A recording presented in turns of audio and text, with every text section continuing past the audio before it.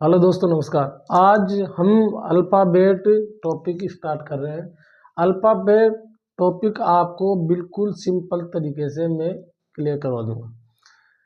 Alphabet में आपको सिर्फ एक ही चीज़ याद रखनी है कि ABCD एक तो अपने को पूरी आनी चाहिए। ABCD के अपने को पूरे अंक आने चाहिए।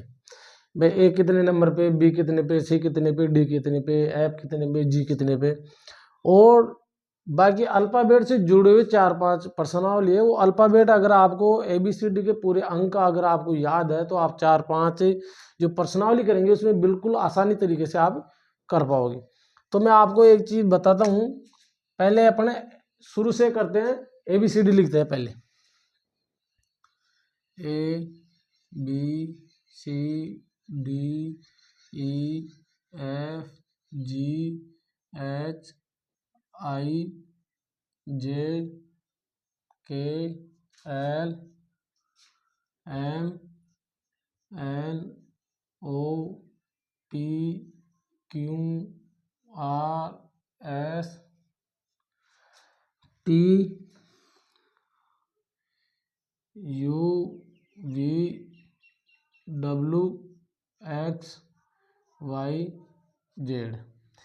ये हमने ABCD के 26 अंक पूरे लिखे।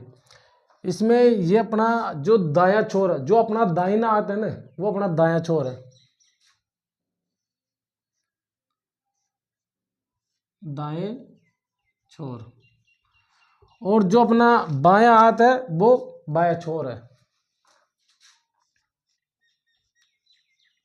बाएं छोर। अब ABCD के अंक अपने को याद नहीं है तो एक बार अपन लिख लेते हैं पहले। 1 2 3 4 5 6 7 8 9 10 11 12 13 14 15 16 17 18 19 20 21 22 23 24 25 26। ये अपने बाएं छोर से दाएं छोर तक अपने अंक अर्जित कर लिए इसके ऊपर। अब अगर अपने दाएं छोर से पूछ ले तो दाएं छोर से अंक अर्जित करते हैं। 1 2 3 4 5 6 7 8 9 10 11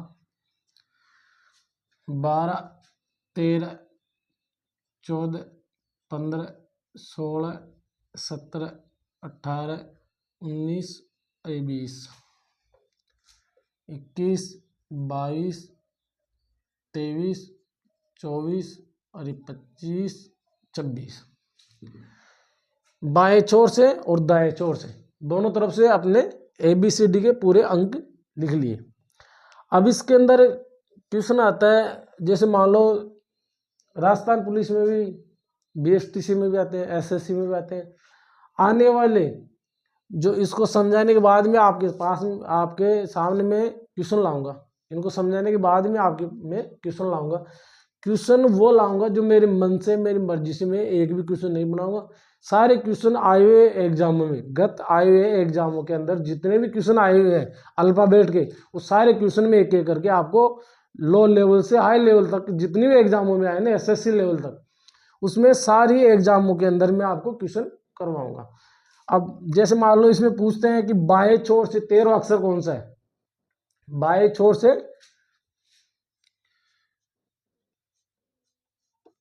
बाएं छोर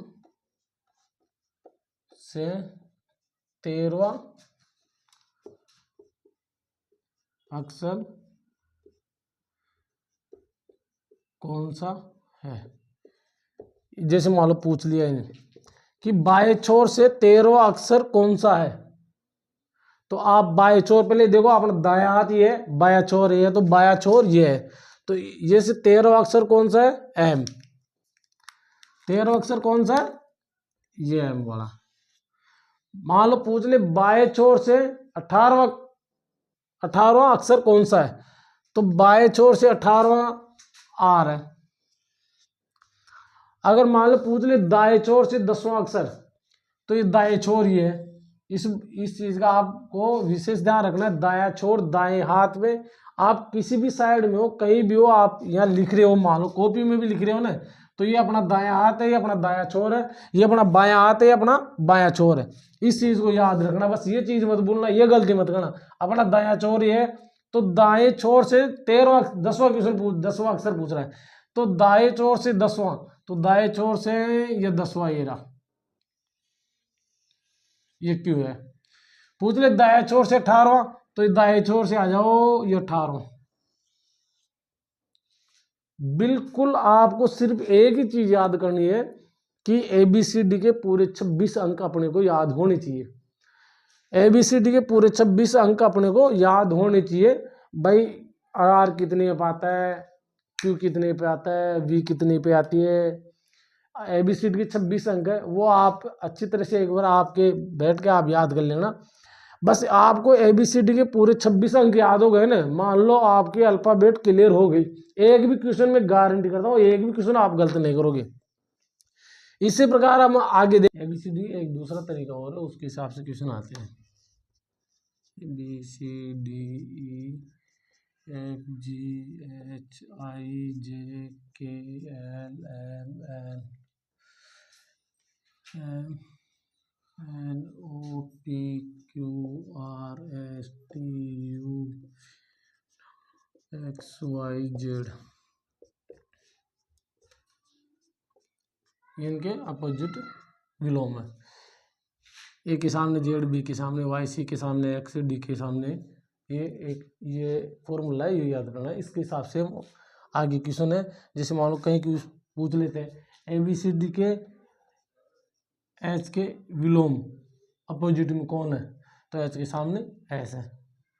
जैसे मान लो पूछ ले जे के सामने क्यू है, ए के सामने जेड है। इसी प्रकार से क्वेश्चन आते हैं। जैसे ये क्वेश्चन है आपके सामने, अब इसमें पूछ रहा है अंग्रेजी वर्णमाला के दाहिनी ओर से 13वां अक्षर कौन सा, 13वां अक्षर कौन सा है। अब आपको ये चीज देखनी है कि अंग्रेजी वर्णमाला के दाहिनी दायां, अपना दायां हाथ कौन सा, ये जिसे हम खाना खाते हैं, ये अपना दायां हाथ है। तो ये दायां हाथ है, तो अपन इस कॉपी है, मान लो स्लेट है, कॉपी है, इसके अंदर आप लिख रहे हैं, तो अपने दायां हाथ कौन सा, ये, तो दायां याद रखना अपना ये। तो ये अपना दायां है, इसको अपने को हमेशा याद रखना। तो दाहिनी ओर से 13वां, तो इधर से गणो 1 2 3 4 5 6 7 8 9 10 11 12 13 एन। तो ऑप्शन में देखो एन, ये वाला अंग्रेजी वर्णमाला में दाहिनी ओर से 13वां अक्षर एन है। ठीक है, इसी प्रकार से आगे एक क्वेश्चन और बताता हूँ मैं आपको। तो अंग्रेजी वर्णमाला में बाएं ओर से दायां बायां, दायां बायां, बाएं ओर से 18वां 1 2 3 4 5 6 सॉरी 1 2 3 4 5 6 7 8 9 10 11 12 13 14 15 16 17 18 आर 18 पे 18वां अक्षर आर।